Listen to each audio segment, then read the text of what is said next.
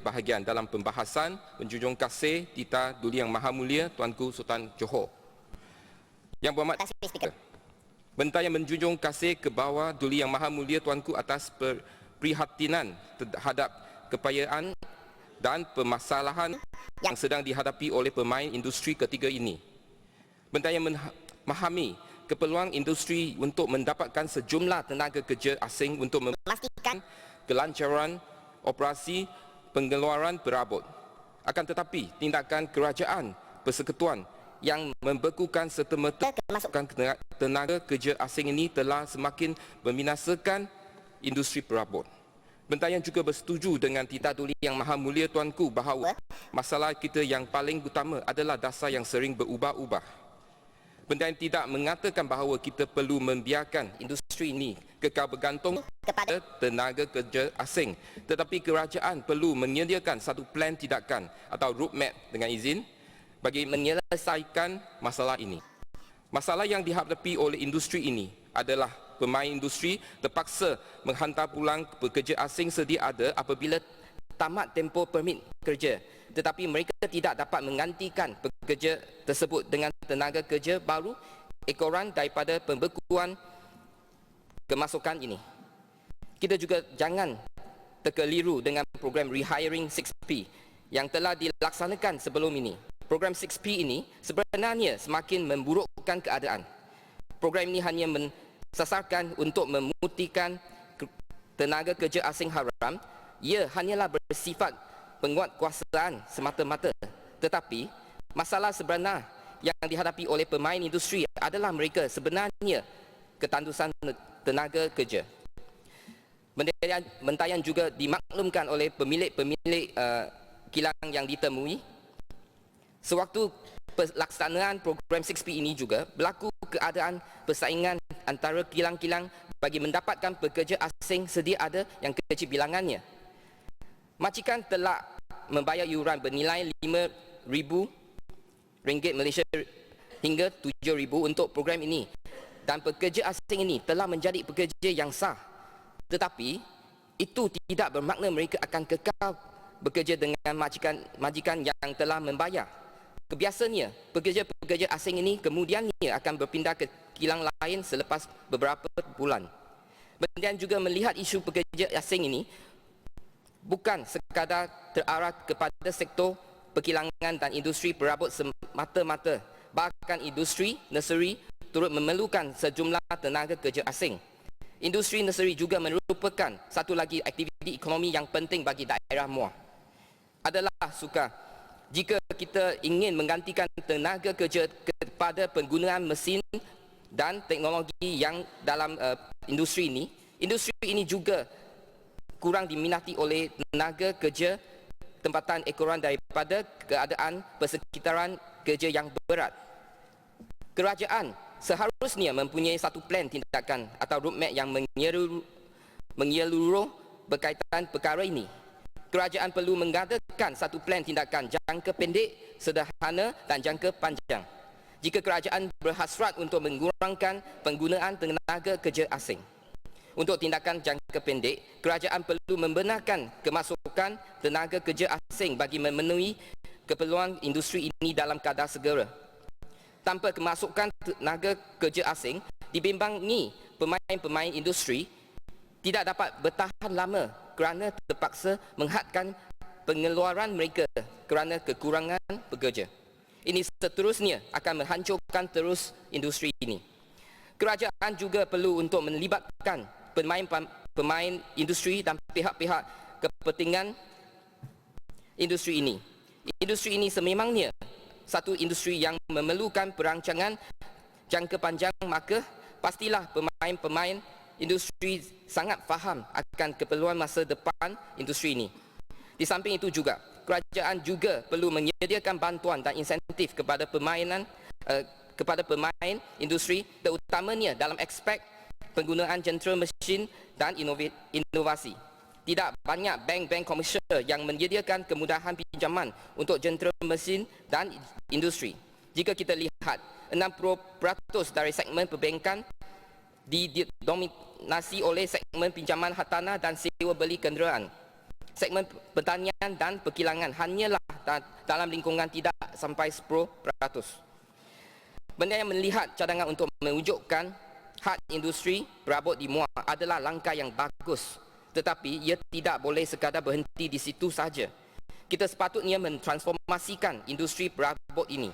Ia tidak boleh sekadar menyediakan sebidang tanah untuk dijadikan zon untuk kilang-kilang perabot ini disatukan semata-mata. Semalam, Bentayan ada mendengar pihak sebelah sana menyatakan bahawa plan pertumbuhan strategik Johor ini umpama enjin yang akan menggerakkan Johor menjadi sebuah economic powerhouse. Tetapi Bentayan merasakan enjin ini seperti tiada minyak. Jika tiada minyak, bagaimana enjin ini akan bergerak? Ia seperti kita hanya bercakap tetapi tidak ada tindakan. Bentayan menyeru kerajaan negeri, jikalau berhasrat untuk menjadi Johor sebagai the new economic powerhouse, kerajaan negeri perlu menyediakan pakej sokongan dan bantuan industri seperti menyediakan geran, insentif cukai, pinjaman mudah dan sebagainya untuk pemain industri berskala kecil dan sederhana, melakukan transformasi teknologi industri dan mengalahkan mereka mengalih kepada penggunaan jentera mesin dan teknologi inovasi industri. Kerajaan juga perlu membantu pemain industri ini untuk menyediakan latihan industri bagi menyediakan dan mentransformasikan tenaga kerja sedia ada daripada kurang mahir kepada tenaga kerja mahir berpendapatan tinggi dan kreatif. Benda juga ingin mengetahui beberapa peruntukan yang akan dibelanjakan mengikut sektor dan daerah yang terkandung dalam plan pertumbuhan strategik Johor ini. Kita juga boleh belajar dari negara jiran Singapura. Bagaimana sebuah negara kecil yang tidak mempunyai sumber tenaga kerja dan sumber asli yang banyak seperti kita, tetapi mereka mampu untuk memastikan industri mereka terus mampu bersaing di peringkat global. Dalam bajet 2016, Singapura memperuntukkan ringgit Malaysia 12.6 bilion untuk mentransformasikan industri.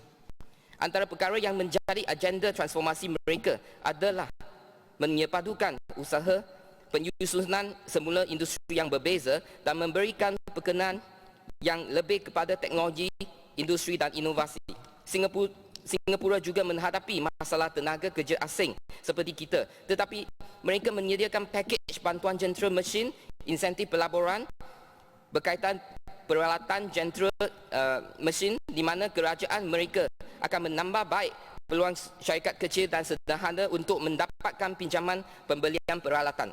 Selain itu, mereka turut membangunkan program robotik kebangsaan yang bertujuan untuk mengurangkan kos dan kebergantungan tenaga kerja melalui penggunaan jentera mesin. Ini akan mencipta banyak peluang pekerjaan berpendapatan tinggi. Bentanya bukan mahu memuji Singapura, tetapi ia hanyalah satu contoh yang boleh dipelajari bagaimana kerajaan boleh memainkan peranan bagi mengubah mindset pemain industri. Bentanya juga ingin mengambil contoh IKEA. Syarikat IKEA ini adalah sebuah syarikat Sweden, tetapi ia menjadi pilihan ramai di seluruh dunia. Malah, tidak lama lagi pun IKEA akan dibuka di Johor. Tetapi, di manakah kekuatan IKEA? Sweden hanyalah sebuah negara yang kecil yang tidak mempunyai sumber kayu yang sebanyak kita dan kilang IKEA ini juga berada di Poland. IKEA berjaya mencipta nama di peringkat dunia tanpa mempunyai pekerja yang ramai dan sumber yang banyak, tetapi kerana idea yang inovatif dan kreatif.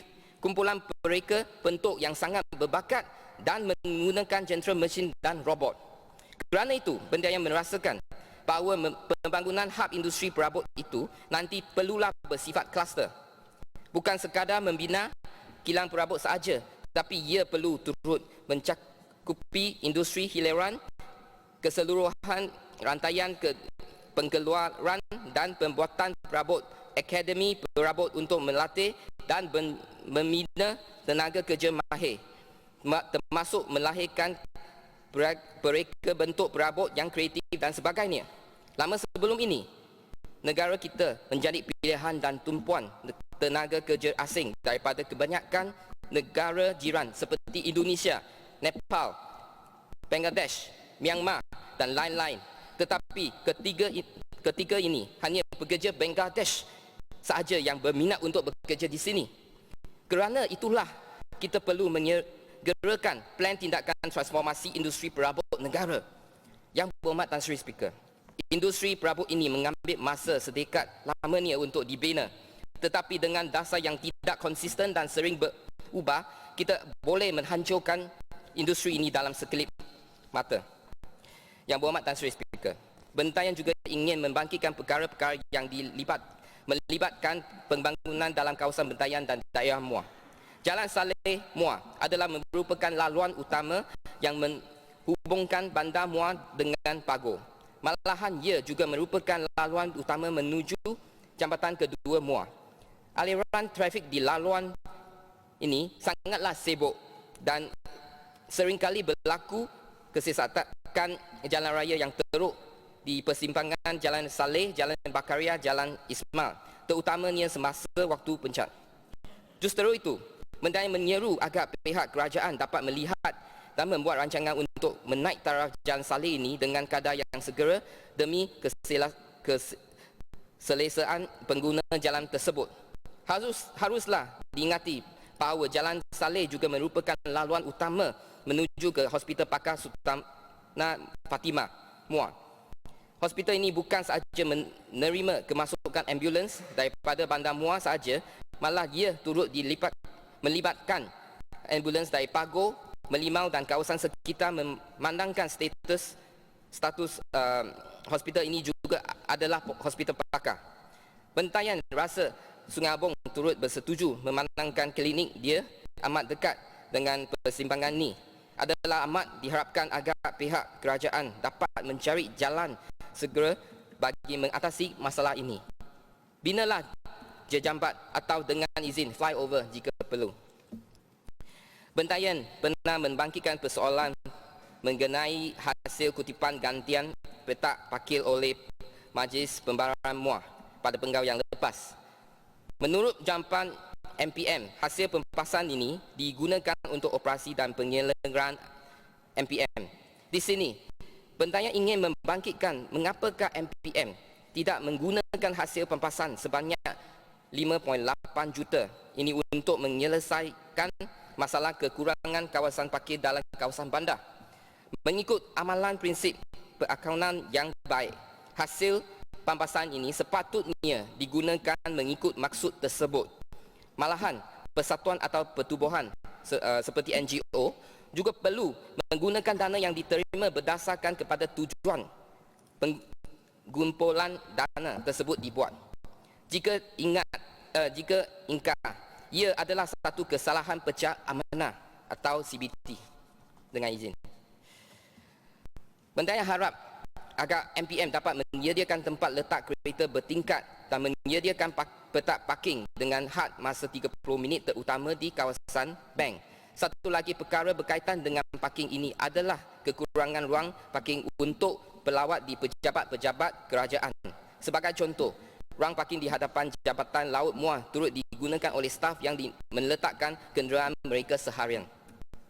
Pegawai Sains Agensi Angkasa Negara, Kementerian Sains, Teknologi dan Inovasi dalam satu rencana yang disiarkan akhbar Cosmo bertarikh 29 Mac 2016 menyatakan fenomena El Nino diramal akan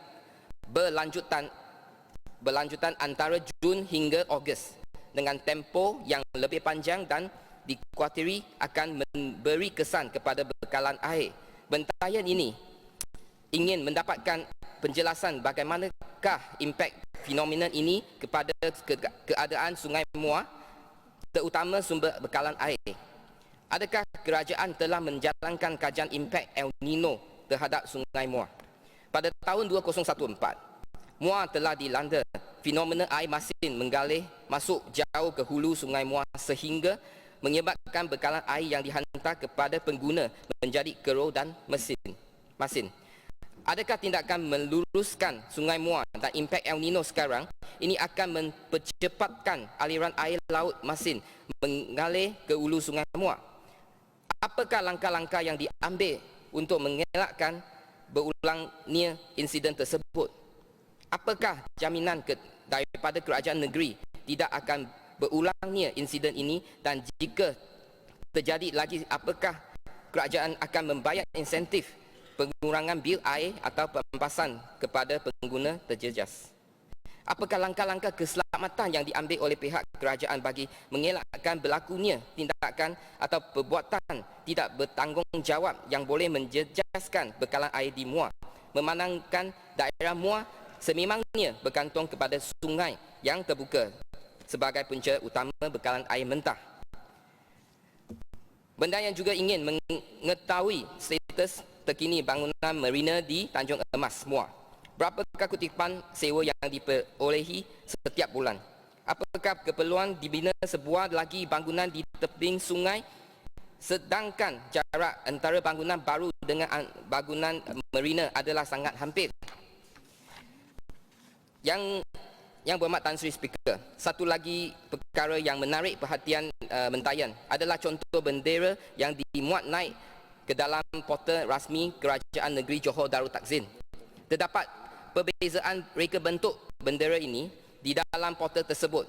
Ia juga menunjukkan dua reka bentuk berbeza dalam ruangan bendera Johor dan ruangan ukuran sebenar bendera. Ini amatlah menggelirukan dan tidak sepatutnya berlaku. Adakah kita mempunyai dua reka bentuk bendera yang berlainan? Mentayan harap pihak kerajaan dapat memperjelaskan rekaan manakah adalah rekaan yang rasmi.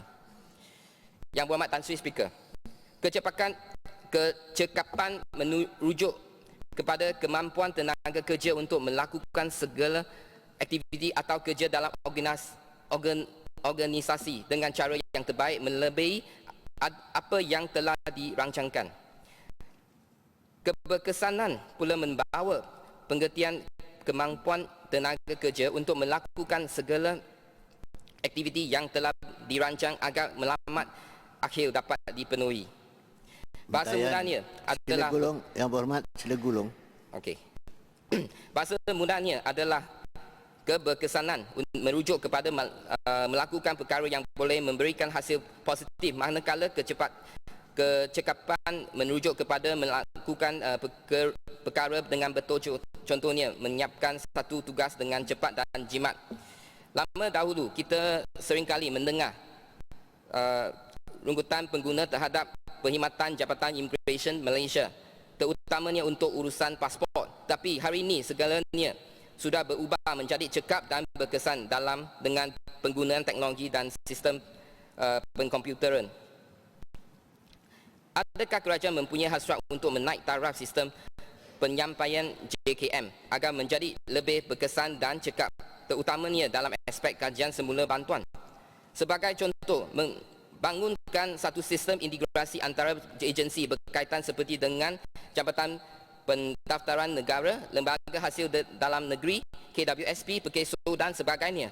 Menteri Pembangunan, Wanita, Keluarga dan Masyarakat seperti yang tercatat dalam Hansat Dewan Rakyat bertarikh 16 Mac 2016 memberikan tahrifan miskin tegak adalah golongan yang mempunyai pendapatan kurang daripada 550 bagi Semenanjung. Kategori miskin adalah golongan yang mempunyai pendapatan kurang daripada 930 Semenanjung, dan kategori muda miskin adalah golongan yang mempunyai pendapatan melebihi pendapatan garis kemiskinan PGK, bermaksud threshold di bawah 1,500 bagi kawasan bandar dan 1,000 bagi kawasan luar bandar. Berdasarkan tarifan ini adalah kerajaan negeri bersedia untuk mengkaji semula penggunaan PGK 720 sebagai kadar kelayakan dalam kriteria permohonan bantuan am. Selain itu juga dalam keadaan kos sara hidup yang semakin meningkat dan iklim ekonomi yang perlahan, bendanya juga menyeru agar kerajaan negeri untuk meningkatkan kadar bantuan am daripada 150 ketika ini. Yang Hormat Mentayan. Okey, ya. Okey, akhir sekali Mentayan ingin mengucapkan terima kasih kepada Yang Berhormat Tan Sri Speaker kerana memberikan peluang untuk mengambil bahagian dalam pembahasan menjunjung kasih Tita Diraja pada hari ini. Terima kasih.